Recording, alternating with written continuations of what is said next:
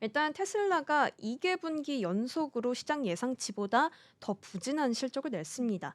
2분기 총 매출은 224억 9,600만 달러로 전년 대비했을 때 12% 감소율을 보였습니다. 매출과 EPS도 모두 전망치를 하회했고요. 예상했던 대로 자동차 부문이 가장 큰 하락세를 좀 이끄는 데 영향을 네. 줬습니다. 전년 동기에서 16% 음. 자동차 부문에서 감소가 나왔다고 합니다. 네. 사실 이 판매 실적에 좀 영향을 또 크게 줬던 게 이제 전기차 보조금 감소겠죠. 이 부분이 그쵸. 좀 영향을 줬는데 실제로 테슬라의 전기차 보조금 수익이 절반 정도 줄었다고 합니다. 음. 이렇게 테슬라의 실적은 장 마감 이후에 발표됐는데 시간의 거래에서 이제 하락세가 나왔습니다. 이렇게 음. 발표가 좀 부진한 결과가 나왔기 때문일 텐데요.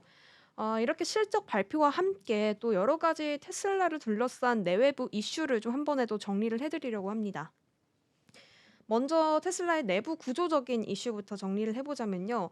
아무래도 정치와 이런 리더십 리스크가 좀 안개처럼 껴있는 것 같습니다. 이런 네. 부분들도 테슬라의 주가를 계속해서 제한하고 있는 모습들이 나오고 있어요.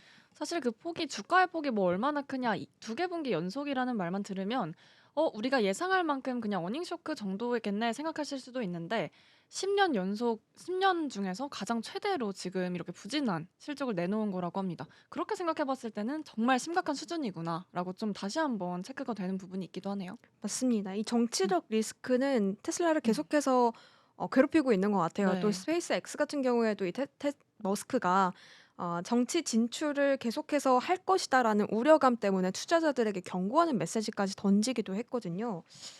사실 뭐 한때 또 브로맨스를 형성하는 모습도 네. 보였는데요. 이 트럼프와 머스크가 신당 음. 창당까지 결국에 선언하는 끝에 이 갈등이 좀 더 깊어지는 모습이 나왔잖아요. 머스크 리스크가 이 정치적인 부분에서 계속해서 본격화되고 있다라는 평가가 나오고 있는데 이렇게 신당 창당 여파로 주가가 사실 그날 7% 급락하는 네. 모습까지 나왔고 여기에 더해서 이제 트럼프의 법안이 통과되면서 전기차 세액 공제가 폐지될 음. 거라는 소식까지 나오면서 뭐 그날에는 4% 정도 하락하는 음. 흐름까지 나오기도 했습니다. 이런 정치적인 리스크에 더해서 지금 테슬라의 핵심 임원들까지 테슬라를 떠나고 있다는 점도 우려를 키우고 있는데요. 음. 영업부터 생산, 뭐 인사까지 좀 줄줄이 퇴사를 하면서 주요 부문 수장들이 이렇게 이탈하는 흐름이 나오면서 조직 내에서 이런 구조적인 불안정성까지 드러나는 것이 아니냐라는 우려감이 계속해서 나오고 있습니다.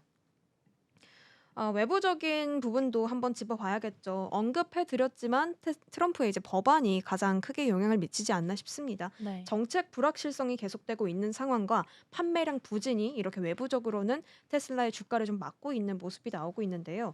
사실 이 미국에서 통과된 하나의 크고 아름다운 법안, 이 OBBA 법안은 전기차 보조금뿐만 아니라 이 내연기관 업체의 벌금 면제 조치도 포함을 하고 있다고 합니다. 네. 이로 인해서 사실 테슬라가 판매해온 이 탄소 배출권 크레딧 수익이라는 게 있었는데 이 음. 부분이 좀 급감할 수 있다는 우려가 커지고 있습니다. 음.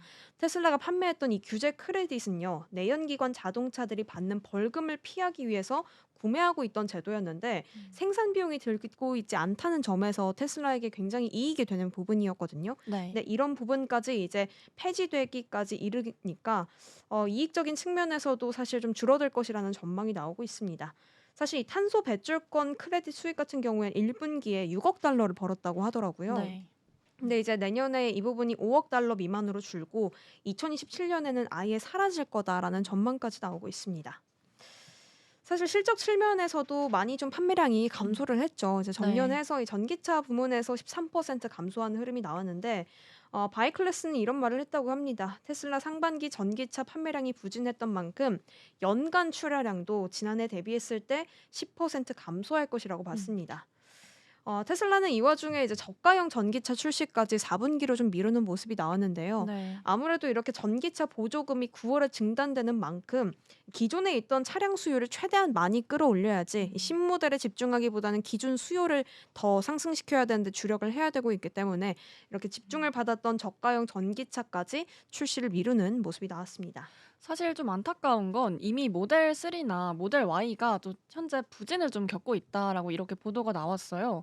사실 그런 점에서 신제품을 또 내지 않고 기존 모델을 활용해서 뭔가 이렇게 돌파구를 찾아 나가려면 그것도 사실 테슬라에게는 일종의 부담이 또 되지 않을까 이런 부분도 걱정이 되긴 하거든요. 맞습니다. 사실 저희가 며칠 전에 이제 네. 테슬라가 중국과 미국에서 어떤 다른 포지션을 취하고 있는지를 설명드렸잖아요. 이 맞습니다. 중국에는 모델 Y의 6인승 차량을 좀 출시하면서 프리미엄으로 점하려는 모습을 보였고요. 또 미국에서는 총 할인 공세까지 하면서 좀 네. 이제 저가형으로 이런 혜택을 좀 시민들에게 주고자 하는 노력이 나왔는데 좀 이런 식으로 신모델에 집중을 하면서도 기존에 있던 이런 차량 판매 부분들을 계속해서 키워나가야 되는 부분이기 때문에 네. 사실 이렇게 외부적인 리스크나 뭐 내부적인 리스크들이 많은데 이걸 어떻게 뚫고 나갈지 또 계속해서 좀 머스크가 앞으로 뭐 기존 실적을 비롯한 신사업에 대해서 어떤 방향을 꾸려 나갈지를 계속해서 좀 봐야 되는 상황인 것 같습니다.